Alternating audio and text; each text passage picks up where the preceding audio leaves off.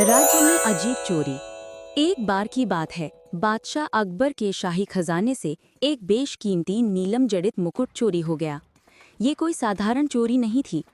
खजाने के कमरे के सभी दरवाजे बंद थे, ताले पूरी तरह सही थे और कोई जबरदस्ती का निशान नहीं था। चोर आया कैसे, ये सवाल सभी को हैरान कर रहा था। राज्य के सबसे चतुर जासूसों ने महीनों तक जांच की, पर वे कुछ पता नहीं लगा सके। अकबर बहुत नाराज थे। उन्होंने दरबार में ऐलान किया, जो भी इस रहस्य को सुलझाएगा उसे 50,000 सोने के सिक्के इनाम में दिए जाएंगे।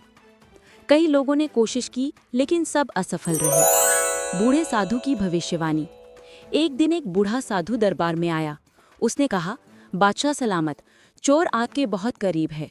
वो एक ऐसा व्यक्ति है जिस पर कभी किसी को शक नहीं होगा। उसके पास अदृश्य रत्न की शक्ति है। अकबर ने पूछा, अदृश्य रत्न, वो क्या होता है?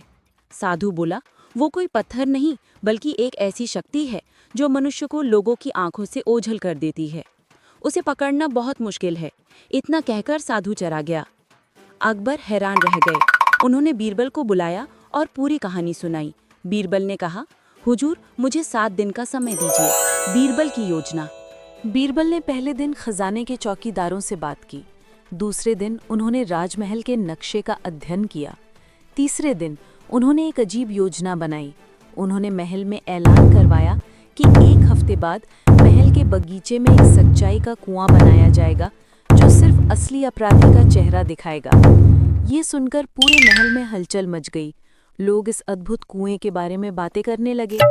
चौथे दिन बीरबल ने महल के सभी कर्मचारियों और मंत्रियों को एक विशेष पानी से बनी स्याही और एक कलम दी। उन्होंने कहा, हर व्यक्ति को कल सुबह तक मैं निर्दोष हूँ, ये 3 शब्द इस कागज पर लिखकर मुझे देने होंगे। ये स्याही जादुई है और निर्दोष के हाथ से ही लिखे जा सकते हैं। कलम की पहचान।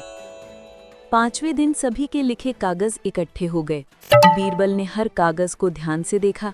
फिर उन्होंने एक कागज अलग कर लिया और अकबर के पास ले गए। हुजूर, चोर मिल गया है, बीरबल ने कहा। अकबर ने आश्चर्य से पूछा, कैसे? क्या उस स्याही ने काम किया? बीरबल मुस्कुराए। हुजूर, कोई जादुई स्याही नहीं थी। असली जादू तो कलम में था। मैंने हर व्यक्ति को अलग अलग तरह की कलम दी थी। चोर ने जो कलम इस्तेमाल की, उसकी निब टेढ़ी थी, जिससे लिखावट में एक खास झुकाव आता था। और ये कलम महल के पुस्तकालय की थी, जहां से चोर ने खजाने तक जाने वाली गुप्त सुरंग का नक्शा चुराया था। छठे दिन बीरबल ने उसी कलम वाले व्यक्ति पर नजर रखवाई। वो व्यक्ति महल का ही एक वरिष्ठ लाइब्रेरियन निकला। बीरबल ने देखा कि वो शाम को पुस्तकालय की एक अलमारी हटाकर एक गुप्त सुरंग में घुस गया। बीरबल ने तुरंत अपने आदमियों को सतर्क कर दिया। जैसे ही लाइब्रेरियन सुरंग से बाहर आया, उसे पकड़ लिया गया। उसके पास से नीलम जड़ित मुकुट बरामद हुआ। चोर का बयान और सबक। 7वें दिन दरबार में लाइब्रेरियन ने अपना अपराध कबूल किया। उसने बताया कि मैंने सालों पहले एक पुरानी किताब में महल की गुप्त सुरंगों का नक्शा देखा था। लालच में आकर मैंने यह गलती की। बीरबल ने जिस अदृश्य रत्न की बात की, वो दरअसल मेरी साधारण छवि थी। कोई मुझे इतना साधारण देखकर शक ही नहीं करता था। मैं सबकी नज़रों से अदृश्य था।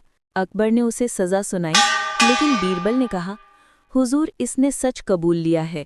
इसे माफ़ करके इसके ज्ञान का इस्तेमाल पुस्तकालय को संवारने के लिए कीजिए। अकबर ने बीरबल की सलाह मानी। अकबर ने बीरबल से पूछा, लेकिन बीरबल, तुमने असली चोर का पता कैसे लगाया? बीरबल बोले, हुजूर, बूढ़े साधु ने ठीक कहा था। असली अदृश्य रत्न कोई जादुई पत्थर नहीं, बल्कि विश्वास होता है। जिस पर हमें पूरा भरोसा होता है, वही हमारी आंखों के सामने से अदृश्य हो जाता है। हम उस पर शक ही नहीं करते। मैंने सोचा, इतनी बड़ी चोरी बिना अंदर की मदद के नहीं हो सकती, और वो व्यक्ति ऐसा होगा जिस पर किसी को शक नहीं होगा। लाइब्रेरियन सबकी नज़र में एक सीधा साधा विद्वान था। उसकी यही साधारण छवि उसका अदृश्य रत्न थी। अकबर बीरबल की समझदारी पर बहुत प्रसन्न हुए और उन्हें इनाम दिया। कहानी का सार।